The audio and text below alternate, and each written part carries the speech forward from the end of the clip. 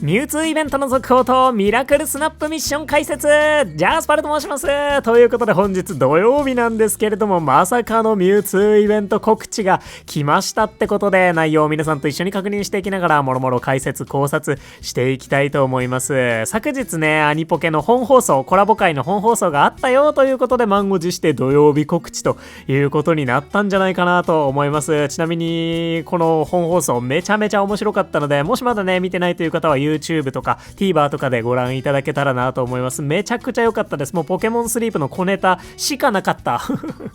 ぐらいのね、いい1話でありました。てなわけでね、まずはこのイベント予告、秘境リサーチミュウツーを追いかけてから見ていこうかなと思います。そして再来週このイベントミラクルスナップミッションミニが始まります。ってことでまずはこちらから見ていきましょう。いつもポケモンスリープをご利用いただき誠にありがとうございます。2026年9月中旬、秘境リサーチミュウツーを追いかけてイベントを開催いたします。ネロリ博士によると、ミュウツーが若草本島のまだ調査が進んでいない秘境に生息していることが分かったようです。警戒心の強いミュウツーの珍しい寝顔をリサーチするには、この秘境の奥地まで探索していく必要がありそうです。秘境の探索には世界中のリサーチャーたちと協力してみんなで眠気パワーを貯めていくことが重要になってきます。また期間中はエスパータイプのお手伝いポケモンが特に活躍するため、イベントに備えて育成しておくことをお勧めします。エスパータイプのお手伝いポケモンたちはこれぐらいいますよという感じです。中でもミュウはミュウツーの寝顔に興味があるようで、より特別な活躍を見せてくれるでしょう。本イベントの前に開催されるミラクルスナップミッションミニイベントは、まだミュウを仲間にしていないリサーチャーにとってミュウを仲間にするチャンスですのでお見逃しなく。さらにイベント期間中に手に入るミュウツーの遺伝子を集めると、ミュウツーのお香と交換することができます。ミュウツーのお香を使ってミュウツーの様々な寝顔をリサーチしましょう。その他イベントの詳細については後日お知らせいたします。お楽しみに。ということで内容出てきましたね。イベントの中身は秘境リサーチミュウツーを追いかけてとなるみたいですね。そんなわけでね、気になるところをねポツポツお話ししていこうかなと思いますが、まずは開催期間ですね。2026年9月中旬と書かれております。で、来週は特に何もない週なんですが、再来週8月31日からの1週間はミュウのミラクルスナップミッションミニが始まりまして、1週間でね終わるんですが、そこから1週間間を分けておそらく9月14日から始まるものと思われます。これまでの伝説イベント同様であれば2週間連続のイベントになるかなと思うので、9月の中頃から終わりの方まではもうぎっちりミュウツーで埋まるというような感じになるのかなと思います。ってことで来週、再来週、再来週、強いてあれだね、準備できる期間があるとすると3週間ということになるのかなと思います。この3週間でね、しっかりやること決めて、ね、厳選だったり、フィールドボーナス上げだったり、レシピレベル上げだったり、やっていきましょう。そんな感じで9月中旬にこのミュウツーイベントを開催となります。さあ、そしてなんですけれども、そうですね、ここ、警戒心の強いミュウツーの珍しい寝顔をリサーチするにはと言っているので、やっぱ今回も、前回のねラティオスと心の雫イベントみたいな感じでイベントのねなんやかんやを進めていくと、このイベントでしか見られないミュウツーの特別な寝顔、それこそ星5寝顔みたいなものが見られたりとかするんじゃないかなっていう気がしますね。どんな寝顔を見せてくれるんでしょうかね。ミュウと一緒に映ってくれたりとかするんでしょうかね。勝手にね手持ちにいるミュウもね、毎月ニュームーンデーのタイミングでは勝手にねリサーチフィールドに行って寝ててくれてるので、もうそういうことがあってもおかしくはないよなということで期待しておきたいなと思います。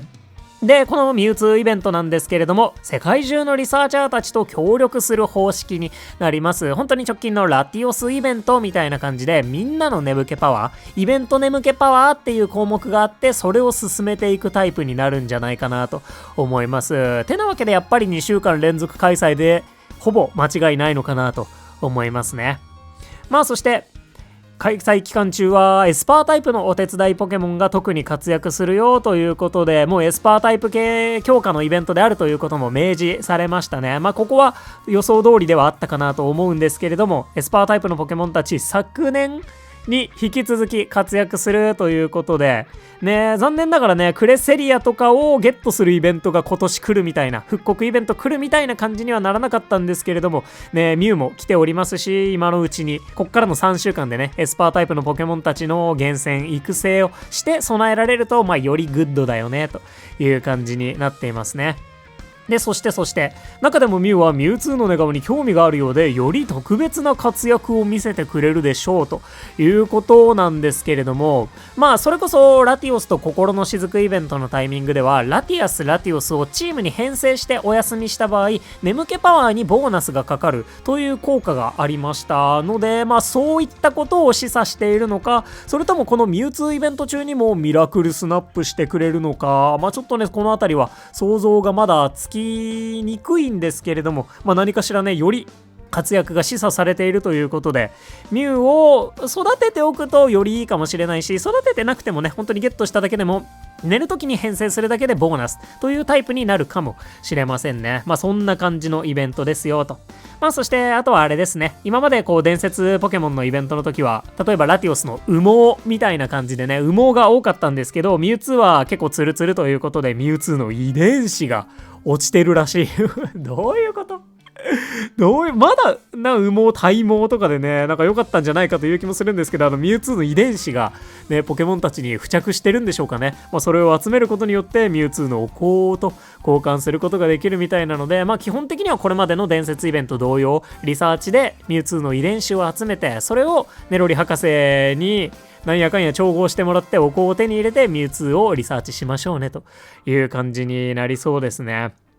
てな感じで、9月中旬から秘境リサーチミュウツーを追いかけてが始まるわけなんですけれども、クレセリアがね、昨年登場して今年特に復刻イベントっぽいものがこのままの雰囲気だと行われなさそうなので、ミュウツーもね、今回ゲットし損ねると次にゲットできるタイミングが来るのは果たしていつかということになりそうな気がするので、ぜひともね、ここでしっかりとミュウツー狙ってみてほしいなと思います。この書き方だとね、この若草の秘境にしかミュウツーはいないぜみたいな雰囲気にも取れるので、他のフィールドにね、クレセリアだったらラピスラズリコハンとウノハナ雪原に出てくるみたいな、そういうのももしかしたらないかもしれないのでね、結構出会いにくい伝説ポケモンとなるかもしれません。このポケモンスリープでは初の禁止級伝説ポケモンとなるミュウツー、要チェックですね。そんな秘境リサーチの解説でした。実際のイベント詳細が来るのを待ちましょう。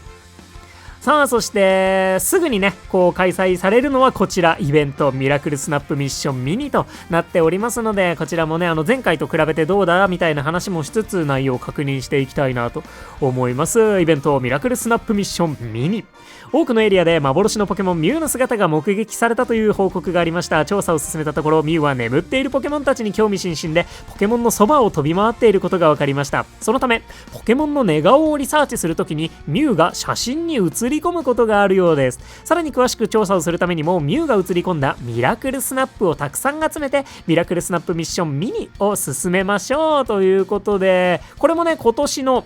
結構ね、初めの方にあったイベントが復刻されるよというような感じで、1週間限定版になってるみたいなんですが、本当にね、若干だけ変更点もあるので確認していきましょう。概要です。1週間続くこのイベントは、ミュウのミラクルスナップを再び集められる特別な期間です。期間中はポケモンの寝顔をリサーチする際に写真にミュウが写り込むようになり、写り込んだ枚数でミラクルスナップミッションミニが進みます。さらにミラクルスナップが発生すると様々なボーナスがかかります。後ほどチェックしていきます。またミラクルスナップミッションミニを進めることで報酬を入手することができます。まだミュウを仲間にしていないリサーチャーはミュウを仲間にするチャンスで、すでにミュウを仲間にしているリサーチャーはひらめきの種ミュウをゲットするチャンスです。ミッション完了に必要なミラクルスナップの枚数や報酬は今年3月実施のミッション内容から今回のイベント期間に合わせた内容へと調整いたしますということで、このね、1週間だけのものに調整してくるよと。前回のね、ミラクルスナップは1ヶ月分ぐらい、4週週間ぐらいねやっていたわけなんですが、それをギュギュッと1週間に変更するよというものとなっております。開催期間は8月31日からの1週間となります。来週1週間は特に何もない1週間で、その次からこのミラクルスナップミッションミニが行われます。開催フィールドは全てのフィールドとなりますが、エスパータイプのポケモンたちがピックアップされますので、それも込みでフィールドを選んでいくという形になるでしょう。ミッションもございます。さあそんなわけでミュウのミラクルスナップミッションなんですが、ミュウが映り込んだ寝顔の写真をミラクルスナップと読みます。睡眠リサーチにて1日2枚以上のミラクルスナップを集めることができます。ポケモンの寝顔が珍しいほどミラクルスナップが映り込みやすくなりますということで、前回のね1ヶ月間あったミラクルスナップの時は1日1枚のミラクルスナップは確定だったんですが、今回はギュッとなっているからなのか1日2枚確定になってくれるみたいです。確かね、前回のミラクルスナップの時は 2.1 億眠気パワー以上ある時に2枚確定で、 5.5 億眠気パワー以上ある時に3枚確定のようにね、なんとなくその枚数が確定するボーダーラインみたいなものが決まってたんですが、今回はより簡単になってたりとか、2.1 億で3枚確定になるとかね、そういった変更が加えられている可能性はありそうですね。その他ポケモンの寝顔が珍しいほどミラクルスナップ起こりやすいということで、お腹の上寝だったり星3寝顔の方が星1寝顔に比べてミラクルスナップしやすいよという特徴があります。それでもね、星3寝顔でもそこまでめちゃめちゃミラクルスナップするわけではないんですが、全体的に寝顔のレアリティは上がっている方がミラクルスナップしやすいので、そういう意味では EX とかに行くと若干ねミラクルスナップ枚数はちょっとね期待値下がってしまうんじゃないかななんていう気はしますね。そのあたりはご注意ください。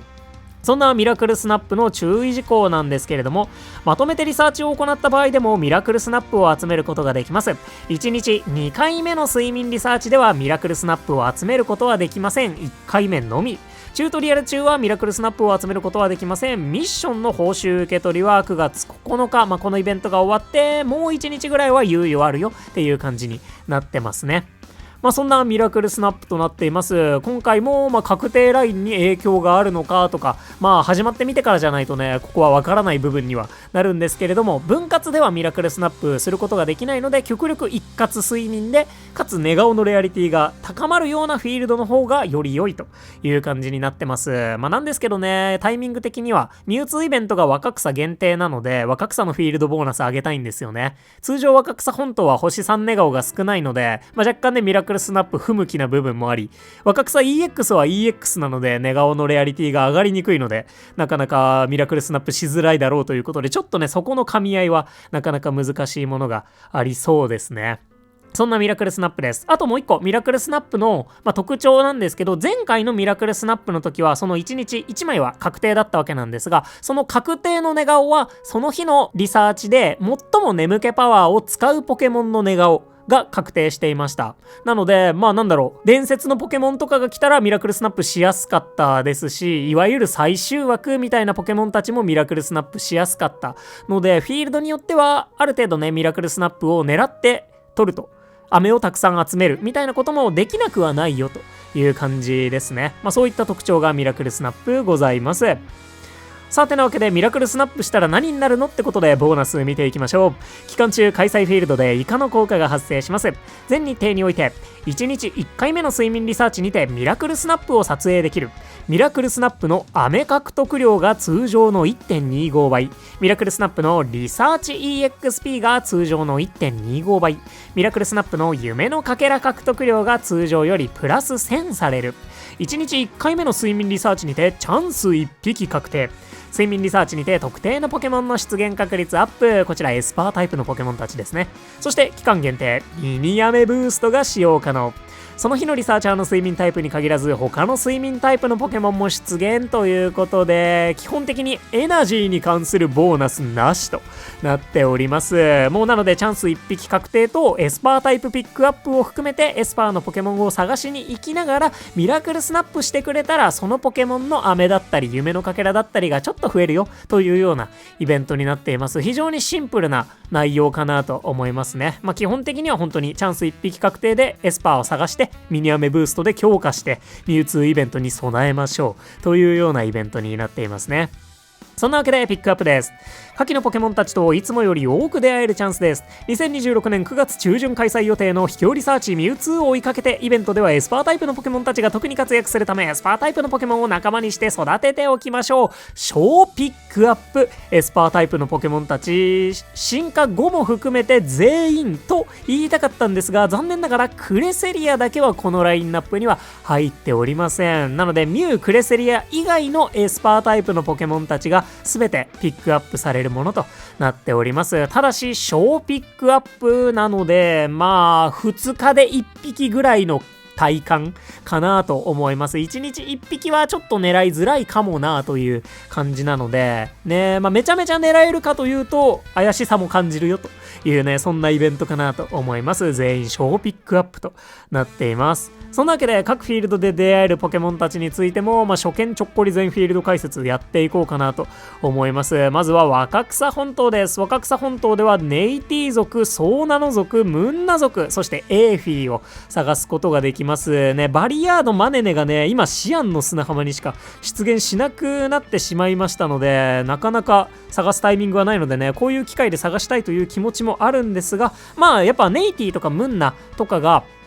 このミュウツーイベントにおいてはメインアタッカーになってくれるものと思いますし、おそらくね、ミュウツーイベントではエスパー木の実固定になるかと思いますし、 EX ではエスパーがメイン木の実確定になるだろうとも思うので、そういう意味では若草本島十二分にネイティムンナが活躍できるんじゃないかなとは思いますね。でやっぱ若草のフィールドボーナスを上げておくことの価値も今高いかなと思うので、悪くないフィールドなのかなとは思います。基本的にはどうしてもマネネがゲットしたかったらシアン、ラルトスが探したかったらラピスみたいな感じになるかなと思います。てな感じで安定感はありそうな若草本島でした。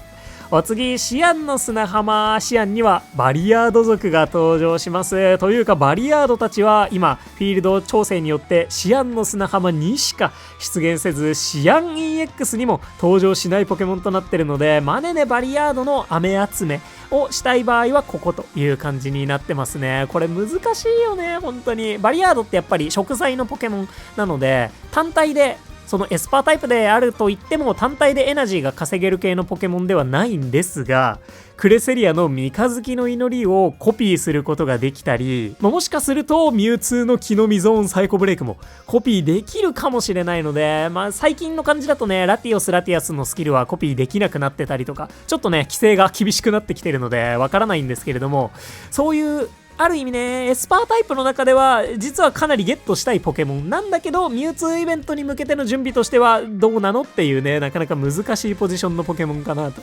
思います。バリヤードの厳選や雨集めしたいよという場合はね、絶好のタイミングになりますので、ぜひとも検討してみてください。シアンの砂浜でした。さあ、そしてトープ洞窟、卯の花雪原、エスパータイプの出現なしとなっております。かつてはね、トープにエーフィーも登場してくれていたんですけれども、フィールド調整でエーフィーはラピスラズリと若草にしか出てこなくなりましたので、こんな感じになっております。トープの花はもう完全にミラクルスナップをしに行くためのフィールドということになるかなと思います。最終枠も狙える方であれば、例えばトープぐっすりフライゴンとかで飴を集めるなんていうゲートも可能かなとは思うんですけれども、それ目当てで行く人が果たしてどれだけいるだろうかという感じですね。逆に言うと、闇鍋機能、睡眠タイプのごちゃ混ぜ機能こそあるんですけれども、通常のトープ洞窟とそんなにね使用感変わらずにイベントを遊べるということで、普段このフィールドで狙っているポケモンたちがいる方はありなのかなと思いますね。シンプルにチャンス1匹確定と睡眠タイプごちゃ混ぜのフィールドになります。そんなトープの花でした。さあ、そしてエスパータイプの本拠地といえばラピスラズリ湖畔ですね。ここにはネイティオは登場しなくて、バリヤード族も登場しないんですが、それ以外多くのポケモンたちが登場してくれます。ここにねクレセリアが入っていたらねーっていう感じではあったんですけれども、クレセリアは入ってないよというところなので、今回そのミュウツーイベントと違ってスパータイプのポケモンたちをたくさんリサーチできたらなんかいい報酬があるみたいなわけではないので、ラピスに行くかどうかはというところなのかなとは思いますね。まあラルトス族がいたりとか、ラピスでなければならないというねポケモンたちもおりますので、それなりにはまあエスパータイプを広く探すのであればありかもしれませんが、やはり小ピックアップなので、そこまでね狙ったエスパータイプのポケモンが毎回出てきてくれるってわけじゃないだろうなとは思うので、そのあたりはある程度覚悟していってもらえるといいかなと思います。一応ねまだラピスヤスヤの最終枠にはムシャーナがいるんじゃないかなと思うので、ムンナの飴集めとかに行くのも結構なしじゃないのかなとは思います。そんなラピスラズリコハンでした。そしてゴールド級発電所もなしとなっておりますので、チャンス1匹確定睡眠タイプごちゃ混ぜで、まったりミラクルスナップができるフィールドになってますね。でアンバー渓谷にはネイティオが登場します。なぜかネイティオラピスラズリコハンの上陸を拒否されてしまったわけなんですけれども、ネイティピンポイントで探したければここという感じになりますね。さすがに2匹だけですし、2匹ともそこまでめちゃくちゃ眠気パワーを使うポケモンではないので、それなりには出てきてくれるんじゃないかなと思います。ネイティの飴集めにご検討ください。アンバー渓谷でした。そして若草本島 EX ですね。若草本島 EX には通常若草にはいないラルトス系統が存在しております。なので結構行く価値も高いのかなと思いますね。これまでラルトス系厳選してなかったよって方は、もちろんサーナイトもめちゃめちゃ強いですし、エルレイドにしてもめちゃめちゃ強いので、そういう部分でもね、来る価値あるんじゃないかなと思います。で、ミュウツーイベントも若草限定開催なので、フィールドボーナス上げにも有効だし、すでにフィールドボーナスカンストしている方は、シアン EX のフィールドボーナス上げにもなるし、といったところで、本当に、これは EX の懸念点なんですけど、ネガオのレアリティが、全体的に、なんか星3ネガオが6つみたいなことになかなかなりにくいフィールドなので、ポケモン1匹が眠気パワーをごっそり使いがちなフィールドなのでね。なので、ミラクルスナップの総数みたいなところはちょっとね、増えづらいんじゃないかなと思ってます。なので、最近、EX 解禁したてだよみたいな人でまだミュウゲットしてないとか、ミュウのひらめきの種しっかり集めたいよっていう場合は、もしかすると通常若草とか別のフィールドの方がいいのかもしれないなとはちょっと思うんですが、言うてもね、それなりにミラクルスナップしてくれるとは思うので、そのフィールドボーナス上げとか厳選とかそっち優先で選んじゃってもそんなに影響はないんじゃないかなとは思ってます。そんな若草 EX と最後シアン EX はピックアップのポケモンなしとなっております。なぜマネネは出てこられなかったんでしょうかそんなわけでね、ウパーだったりマネネだったりね、通常シアンのいわゆる固有種みたいなポケモンもね結構出てこなくなってるんですが、こんな感じのラインナップとなってますね。そんな感じで初心者であれば基本的には若草に行きつつフィールドボーナス上げがおすすめになるでしょうかね。あとはラピスラズリコハンでラルトス探しも順当にいいと思いますし、ミラクルスナップもそれなりにしやすいんじゃないかなと思います。眠気パワー稼げる人は EX フィールドボーナス上げの観点で行くかどうかもご検討くださいという感じでしょうかね。そんなエスパータイプのポケモンたちが小ピックアップで登場してくれます。飴集めなんかにお使いください。てなわけで各項目の詳細について見ておきたいと思います。このねミュウのフレンドポイントについてちょっとややこしいのでお聞きください。ミラクルスナップミッションミニでミュウと出会えなかった場合、ニュームーンデーや将来的にミュウが登場予定のグッドスリープデーにて初めてミュウが現れた際に集めたミラクルスナップの枚数に応じてフレンドポイントが上昇しますということで、もしかするとこのイベント中でねしっかり普通に遊んでればミュウに出会えるのか、出会えるまではいかないのか、ちょっとねわからないんですが、おそらく普通に遊んでたら出会えるんじゃないかなとは思ってますが、なかなか遊べなかったよという方は今後ニュームーンデーとかでフレンドポイント引き継いでくれるのでゲットしやすいですよということが書かれてますね。そして2026年12月のグッドスリープデーの睡眠リサーチまでが対象です。それまでにミュウと出会わなかった場合フレンドポイントは上昇しませんとのことなので、ぜひとも今年中にもう一度遊んでくださいということが書かれてますね。で、2026年12月のグッドスリープデーのタイミングではミュウはすでにお引っ越ししているということなんだと思います。上昇後のフレンドポイントの値は24が最大で、それを超える分のフレンドポイント上昇は切り捨てられます。24以上になっていれば、ミュウと出会えるはずなので、そういうことですね。ミュウのミラクルスナップミッションミニを達成したまままだミュウに出会っていない場合、2026年9月9日までに次の睡眠計測を開始すると、ミュウが睡眠リサーチに登場して仲間になります。ということで、まだミュウをゲットされてない方は、このミラクルスナップミッションクリアした次のリサーチでミュウに出会えます。クリアしただけではミュウに出会えないので、クリアした次のリサーチでミュウに出会うというところまで、なるべくこのイベント中だったり、イベント翌日ぐらいまでに終えておかないと、出てこないですよというようなことが書かれてますね。ミュウのグッドスリープデーへの登場の詳細については今後のお知らせをお待ちくださいということで、比較的すぐにね、ミュウのグッドスリープデーへのお引っ越しも発表されそうな気がしますね。また、ミラクルスナップミッションミニでミュウのフレンドポイントがマックスになった場合でも、過去のニュームーンデーなどのイベントで上がっていたフレンドポイントは引き継がれますということで、ここ若干ややこしいんですけど、例えば、じゃあ私が今、ミュウのフレンドポイントが20